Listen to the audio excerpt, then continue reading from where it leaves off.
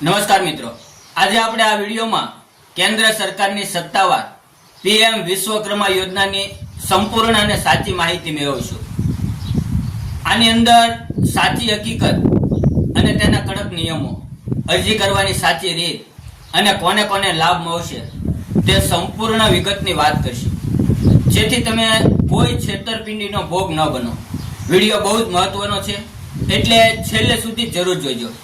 મિત્રો, આ યોજનામાં હાથથી અને પરંપરાગત સાધનો વડે કામ કરતા કુલ 18 પ્રકારના કારીગરો માટે છે.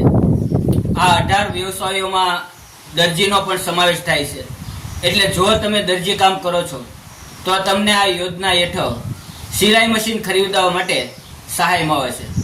જો તમે દરજી નથી તો પણ ચિંતા ન કરો. જો તમારા પરિવારમાં કોઈ નીચેના 18 વ્યવસાયોમાંથી કોઈ એક કામ કરતું હોય તો પણ લાભ મળશે, જેમાં દરજી, કડીઓ, સુથાર, લુહાર, સોની, કુંભાર, વાહન, ધોબી, મોચી, તાવા બનાવનાર અને હથોડી અને ટૂલકીટ બનાવનાર, શિલ્પીકાર, રમકડા બનાવનાર અને પરંપરાગત કારીગર, જેમાં સાવરણી, ટોપલી કે ચટાઈ બનાવનાર અને માવા બનાવનાર એટલે કે માવી અને હોડી બનાવનાર અને દરિયાની જાવ બનાવનાર અને છેલ્લે છે અસ્ત્ર શસ્ત્ર બનાવનાર. હવે સમજો કે આ યોજના હેઠળ તમને કયા 4 મોટા લાભ મળે છે અને તેની સાચી પ્રોસેસ શું છે.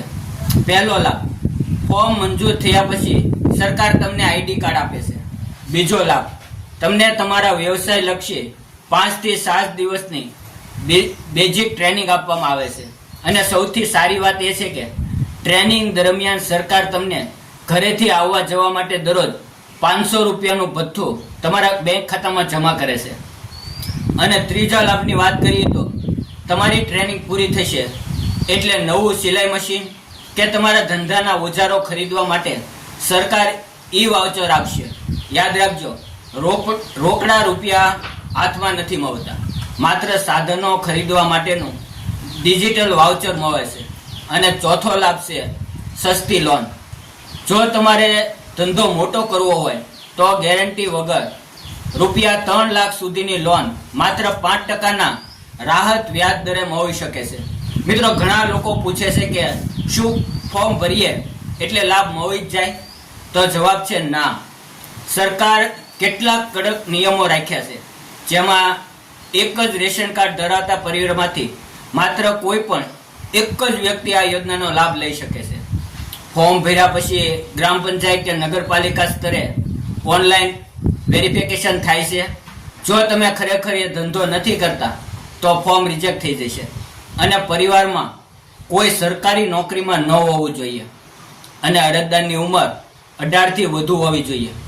અને અરજી કરવા માટે તમારી પાસે આધાર કાર્ડ, રેશન કાર્ડ, બેંક ખાતાની પાસબુક અને આધાર સાથે લિંક હોય તેવો મોબાઈલ નંબર હોવો ફરજિયાત છે. મિત્રો, આ યોજનાનું ફોર્મ તમે જાતે મોબાઈલ કે કોમ્પ્યુટરથી ઓનલાઈન ભરી શકતા નથી. ફોર્મ ભરવા માટે તમારે તમારા ગામ કે નજીકના CSC સેન્ટર એટલે કે ડિજિટલ સેવા કેન્દ્ર પર જવાનું થશે, કારણ કે ત્યાં બાયોમેટ્રિક અંગૂઠાનું નિશાન લઈને રજીસ્ટ્રેશન થાય છે.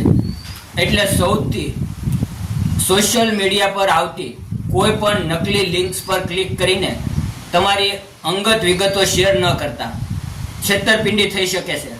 સાચી વેબસાઇટ છે pmvishwakarma.government.in.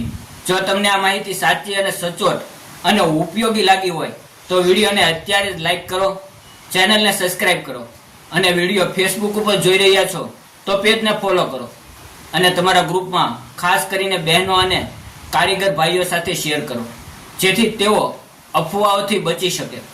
જો કોઈ પ્રશ્ન હોય તો નીચે કોમેન્ટ બોક્સમાં જરૂર પૂછજો. મળીએ એક નવા અને સાચા માહિતીપ્રદ વિડીયો સાથે. ત્યાં સુધી જય હિન્દ, જય ગરવી ગુજરાત.